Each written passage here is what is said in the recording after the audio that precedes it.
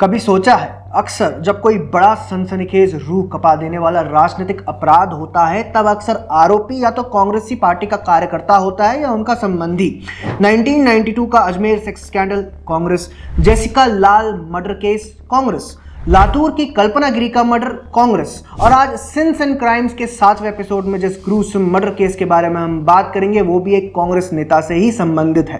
पिछले हफ्ते since and crimes के 6वें एपिसोड में हमने दिल्ली में 70 के दशक में हुए रंगा बिल्ला मर्डर केस के बारे में जाना था।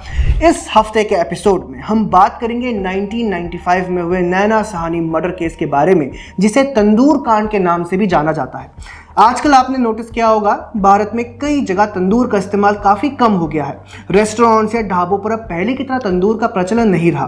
पर मैं दिल्ली की बात करूं तो शायद दिल्ली के क्रिमिनल इतिहास को याद रखने वालों को तंदूर किसी और चीज़ के लिए ही याद होगा। राजनीतिक महत्वाकांक्षाओं, ईर्ष्या और क्रोध में किया गया ये मर्डर शायद उतना हैवानियत भरा नहीं होता अगर वह कांग्रेस नेता अपनी ही बीवी के टुकड़े कर तंदूर में ना डाल देता। Imagine killing the one you loved and promised to cherish just because you are jealous and then putting it in a clay oven to remove evidence. I can't even try to imagine it. बात है 2 जुलाई 1995 की। नशे की हालत में जब Sushil Kumar Indian national Congress के युवा नेता अपने घर लौटे तो उन्हें बीवी नैना सहानी किसी से फोन पर बात करती दिखी। बात करते हुए वह वाइन कंज्यूम कर रही थी। सुशील को देखते ही नैना ने फोन काट दिया, जिससे सुशील को शक हुआ। नंबर रीडायल करने पर सुशील को समझ आया कि नैना अपने पुराने कॉलेज के दोस्त मतलूब करीम से बात कर रही थी। सुशील को पहले से ही नैना पर मतलूब के साथ एक्स्ट्रा मैरिटल अफेयर का शक था, जिसके चलते गुस्साए सुशील ने अपनी लाइसेंस्ड गन से नैना की अपने गोल मार्केट वाले फ्लैट पर गोली मारकर हत्या कर दी। मैक्सवेल परेरा, भारत के हाई प्रोफाइल पुलिस ऑफिसर जिन्होंने इस केस की इन्वेस्टिगेशन की थी, अपनी किताब में उन्होंने लिखा था कि यह मर्डर गुस्से के आगोश में किया गया था। मर्डर के बाद पहले तो सुशील ने इस बात की कंफर्मेशन की कि किसी ने गोली की आवाज सुनी तो नहीं। हड़बड़ाते हुए कमरा साफ करने के बाद उन्होंने नैना की बॉडी को पहले तो यमुना नदी में फेंकने की ठानी, लेकिन वहां लोगों का जमावड़ा देखने के बाद अपने दोस्त केशव कुमार के बागिया रेस्टोरेंट पहुंचे, जिसमें वे पार्टनर भी थे। केशव को पूरी बात बताने के बाद उसने उस रेस्टोरेंट को बंद करने को कहा। इकट्ठा कर तंदूर पर एक बड़ी चिता बनाई, जिसमें नैना की कटी हुई लाश को दोनों ने मिलकर जलाया। जब तंदूर में आग लगाने के लिए तेल कम पड़ा तो केशव को बटर लाने भी भेजा गया। ऐसी हैवानियत कर शायद सुशील बच भी जाता, परंतु एक बूढ़ी भाजी विक्रेता की चीख ने नैना को इंसाफ दिलाने का काम किया।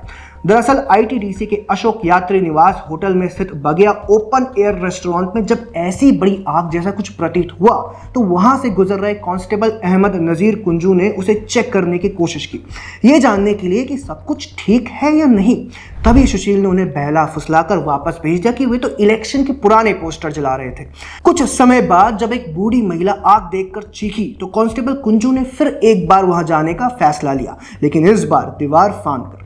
पास जाकर देखा तो तंदूर में बड़ी सी आग लगी है, जिसमें से मानव धड़ बाहर लटक रहा है।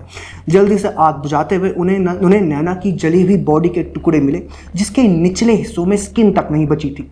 पुलिस ने उस रात बगिया रेस्टोरेंट के मैनेजर केशव कुमार को पकड़ तो लिया, परंतु कांग्रेस के नेता और नैना सहानी के पति सुशील कुमार वहां से भाग गया था। फिर शुरू हुआ केस को भटकाने का राजनीतिक हथकंडा।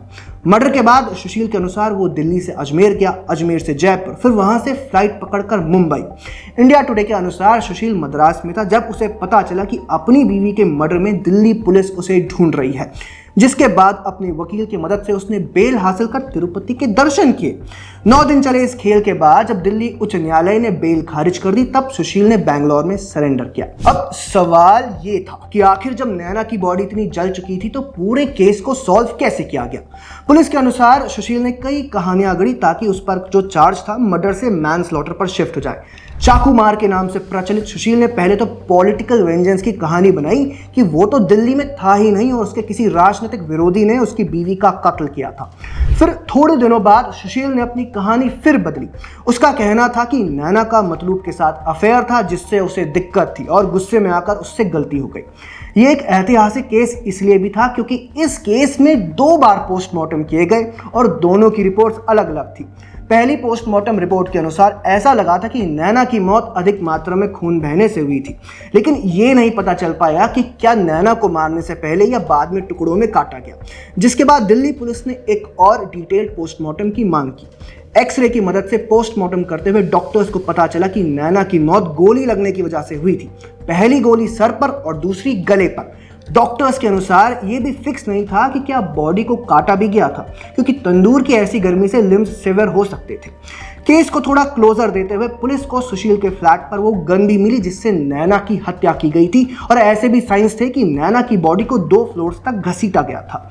दिल्ली हाईकोर्ट ने कांग्रेस नेता सुशील कुमार को फांसी की सजा सुनाई थी, जिसे सुप्रीम कोर्ट ने उम्र कैद में तब्दील कर दिया।